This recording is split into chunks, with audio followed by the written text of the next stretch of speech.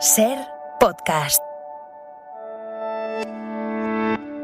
¿Qué tal? Soy Jordi Fábrega y escuchas Hora 25 de los negocios. Hoy balance del sector del automóvil en la primera mitad del año.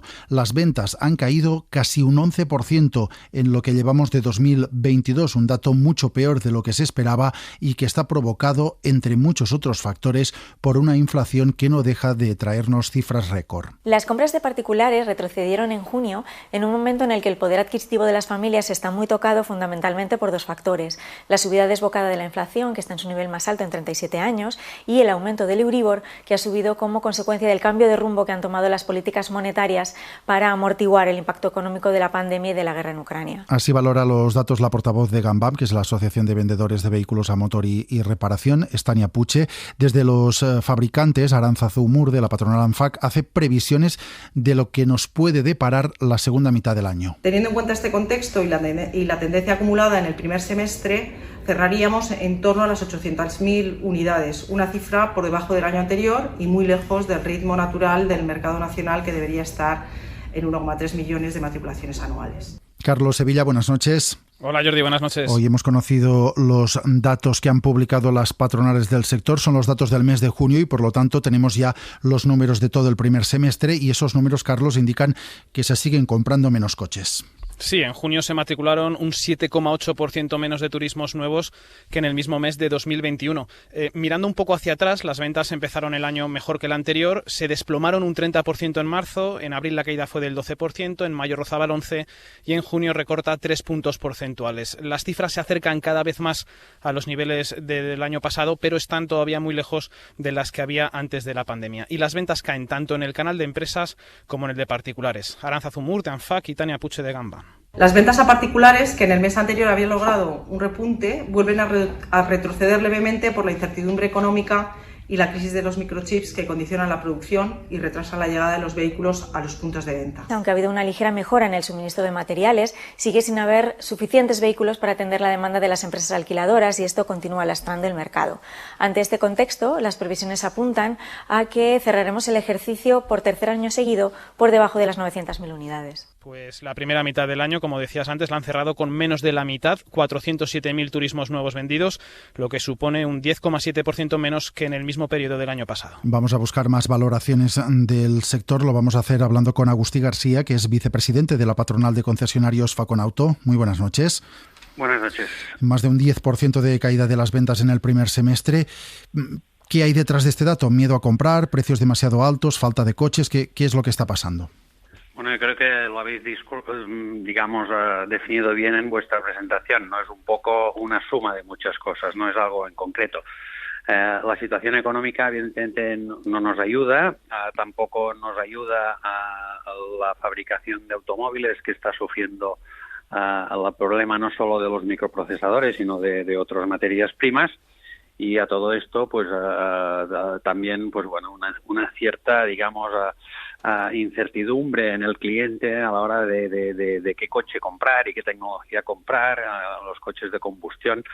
Se suman una serie de factores que hacen que se esté cronificando un poco este número de 800.000 coches en el mercado, ¿no? Que evidentemente, si lo comparamos con 1.300.000 del año 19, pues hace que todos estemos un poquitín preocupados. Porque a día de hoy, si alguno de nuestros oyentes se acerca a un concesionario porque quiere comprar un coche, ¿se encontrará precios más altos, demoras o todo esto está más o menos controlado? Bueno, los precios evidentemente han subido porque han subido las materias primas, está subiendo la electricidad y todo esto evidentemente los fabricantes lo tienen que repercutir en el precio. Es evidente que también todos estamos con ganas de vender y haciendo campañas y promociones para intentar suavizar esta subida de precios que la ha habido, ¿no? También es cierto que poco a poco estamos regularizando la situación de muchos pedidos que habían y mucho plazo de entrega para entregar coches. Estos últimos meses se está normalizando. No estamos aún en condiciones de entregar los coches que vendemos, pero poco a poco estamos ya acortando estos plazos de entrega. Pero bueno, en definitiva, es cierto, el sector no está pasando por el mejor momento. Tenemos ya, y los hemos valorado, los datos de la primera mitad del año. ¿Qué esperan para lo que queda de 2022? ¿Más de lo mismo? ¿Que la cosa vaya a peor?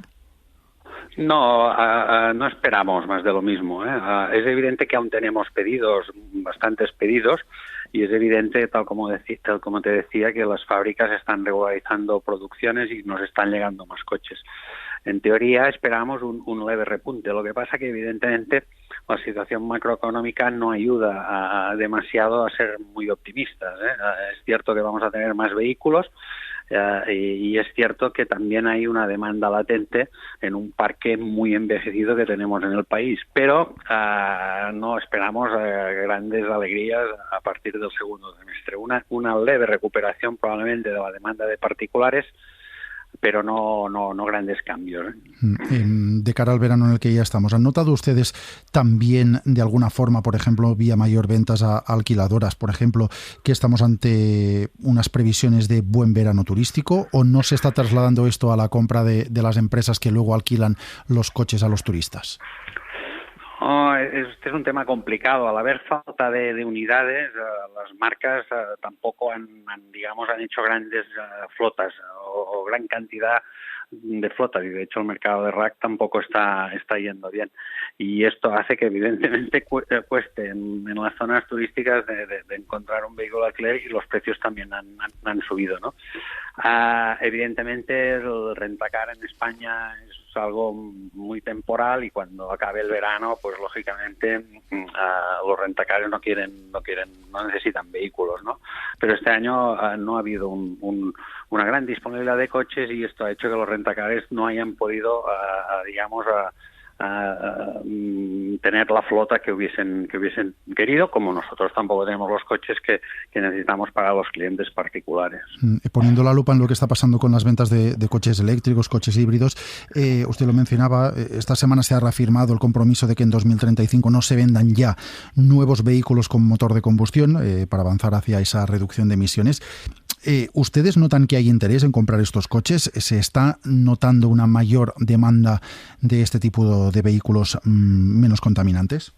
Evidentemente, el cliente cada vez tiene más interés en el vehículo eléctrico, en el híbrido enchufado, en definitiva en las tecnologías no de combustión. Lo que pasa que también es cierto que no estamos hoy en día preparados aún para una electrificación masiva de los automóviles. Los precios de los coches eléctricos están por encima de los de combustión. Tampoco tenemos una red de recarga. La mayoría de coches en España duermen en la calle, y en la calle es muy difícil recargar. Entonces aún nos queda, mucho trabajo que hacer para que la electrificación en los vehículos, coja abarque, un amplio aspecto de la demanda. Estamos lejos aún.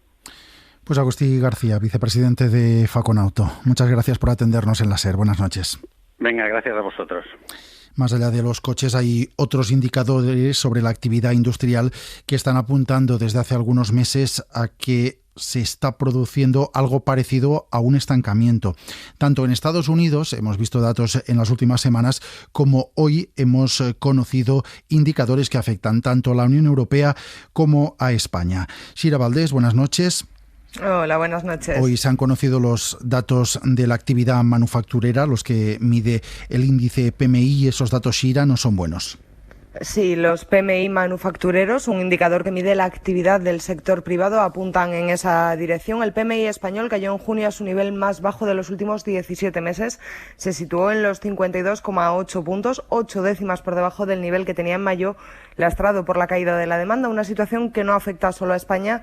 También el descenso del consumo está afectando a la zona euro, cuyo PMI se sitúa en los niveles más bajos de los últimos 22 meses, casi 2 años, en los 49,3 puntos. Ha bajado 2 puntos desde mayo. De hecho, el PMI español se mantiene ligeramente por encima del de otros países de nuestro entorno, como es el caso de Alemania, de Francia o de Italia.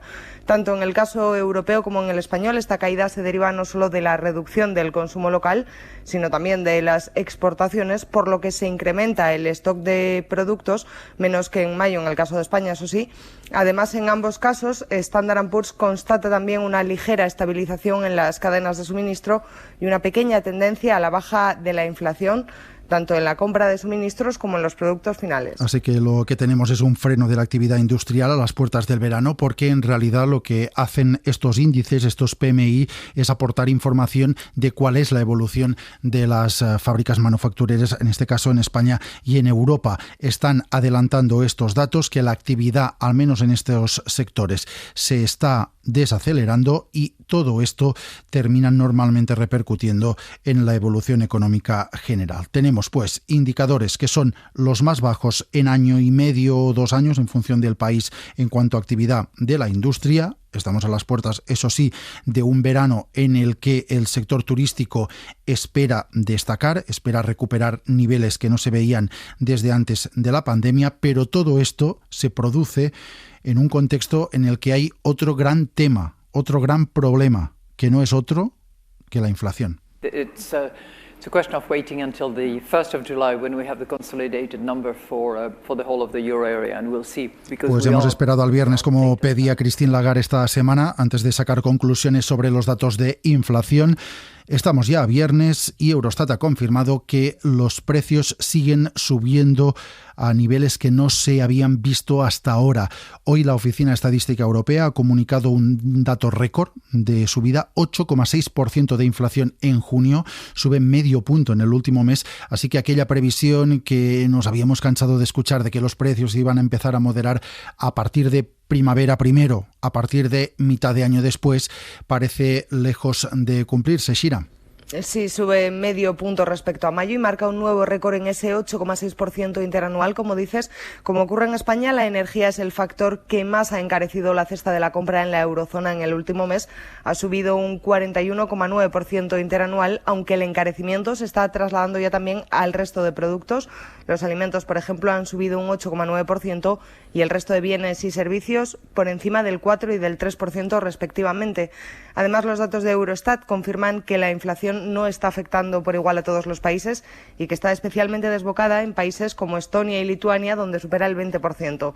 Por encima de la media se situaría también España, con una inflación armonizada del 10%, muy superior a la de algunos países de nuestro entorno, como Italia, donde la subida de precios es del 8,5%, Alemania con un 8,1% o Francia con un 6,5%. Inflación en la eurozona, pues 8,6%, inflación en España 10,2%, aunque si damos los datos con la metodología armonizada por Eurostat, esa inflación es del 10%, que es la que figura en el informe que hemos conocido hoy. Todos estos datos de subida de precios están llevando de cabeza a los banqueros centrales y también a los gobiernos, como el español. Hoy hemos escuchado a la ministra de Hacienda, María Jesús Montero, diciendo que por muchas medidas que tome el Ejecutivo, poco se puede hacer si no acaba la guerra en Ucrania. No podemos evitar el impacto en materia de precios que tienen esas sanciones económicas y las políticas de falta de suministro del gas, por ejemplo, y del conjunto de las energías que está practicando Rusia para que nos retiremos de esa protección que le hemos dado a Ucrania. Y los datos, como estamos viendo, van cada vez a peor y el Banco Central Europeo está endureciendo en las últimas semanas su discurso contra la inflación. De momento ya ha anunciado una subida de tipos de 1/4 de punto que se producirá dentro de 3 semanas, el 21 de julio, y otra probablemente más agresiva en septiembre. We need to do what we have to do, which is to bring it back to 2%, and we shall do so. Decía Christine Lagarde esta semana, la presidenta del BCE, que tienen que hacer bajar la inflación al 2% y que lo harán, pero las subidas de tipos están aumentando a la vez el riesgo de frenar una economía que, como veíamos hace unos minutos, está empezando a dar síntomas de desacelerarse. Y en este contexto de precios cada vez más altos, tipos de interés subiendo o camino de subir y actividad desacelerándose, al margen del turismo, están navegando las bolsas que acaban de cerrar uno de los peores semestres de su historia.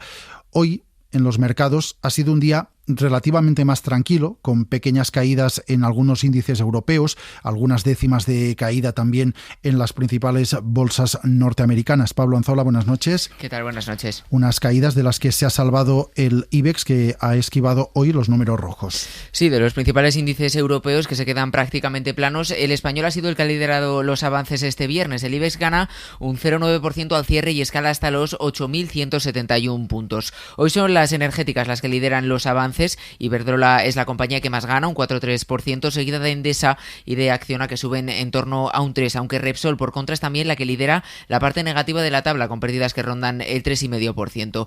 La banca se queda también en el lado de las pérdidas, aunque moderadas. Bankinter, BBVA o CaixaBank, por ejemplo, se dejan menos del punto porcentual. Todo esto en la jornada de hoy. En el acumulado semanal, el IBEX cae un 0,9%. John Zulueta es director de análisis de iCapital. Buenas noches y bienvenido a Hora 25 de los negocios. Hola, buenas tardes, buenas noches. Acabábamos de decirlo, hemos dejado atrás el peor semestre en las bolsas en años, incluso en Estados Unidos en algunos índices el peor en décadas. Con la inflación que sigue subiendo, no sé si las perspectivas en los mercados pueden mejorar algo de cara a la segunda mitad de año. Pues nuestra opinión es que probablemente no. Pensamos que, salvo sorpresa, la inflación o los niveles de inflación podrían normalizarse, pero esta noticia positiva puede tener otros contrapuntos negativos, como es por un lado la desaceleración económica que se acentuará y por otro lado las estimaciones de beneficios empresariales que tenderán a ajustarse a la baja, y todo ello además coincide con el inicio del quantitative tightening de la Fed, que como sabéis lo que significa es que la Fed empieza a vender los activos que tiene en su balance y que ha estado acumulando los últimos años. ¿Creen que va a ser muy fuerte el impacto de este inicio de la retirada del dinero que ha puesto la Reserva Federal en los mercados en los últimos años? Eso está por ver. Podría haber razones para el optimismo si las valoraciones de determinados mercados, como puede ser las bolsas, como puede ser el crédito, estuvieran en niveles atractivos o muy atractivos, lo cual todavía no es el caso. Dicho esto, el año no ha sido negativo y no ha sido doloroso solo por la caída de las bolsas, sino que lo ha sido porque prácticamente todas las clases de activo han caído durante el primer semestre.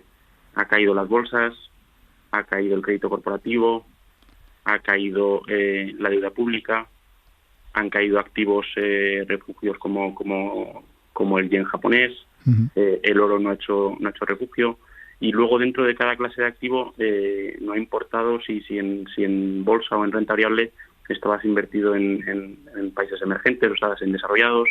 En crédito no ha importado si tenías crédito high yield o de alto riesgo, si tenías crédito investment grade o de mayor calidad. Entonces ha sido muy difícil lograr unas rentabilidades dignas.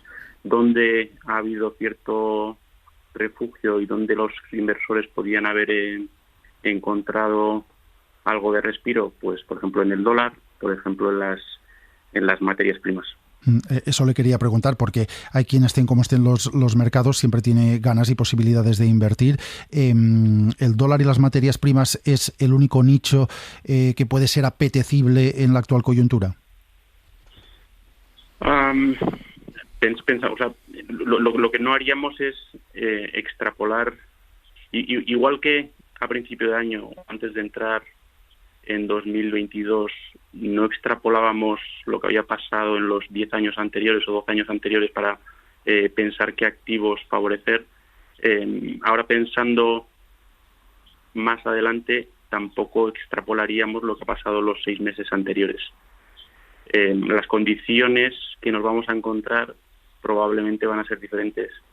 Quizá, con suerte y salvo sorpresa, nos encontremos con niveles de inflación algo más moderados, pero con unos niveles de crecimiento económico más débiles, lo cual puede hacer que el comportamiento de los activos, mercados, clases de activos, sea diferente al que hemos visto en los primeros seis meses.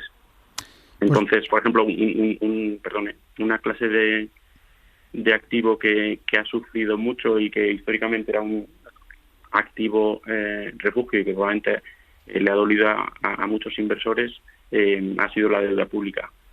La deuda pública pensamos que puede ofrecer sorpresas positivas en un entorno de desaceleración económica y en un entorno en el que la inflación se vaya moderando.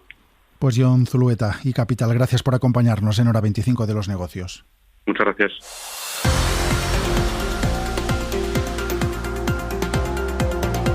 Suscríbete a Hora 25 de los negocios. Todos los episodios y contenidos adicionales en la app de Cadena SER y en nuestros canales de Apple Podcast, Spotify, iVoox, Google Podcast y YouTube.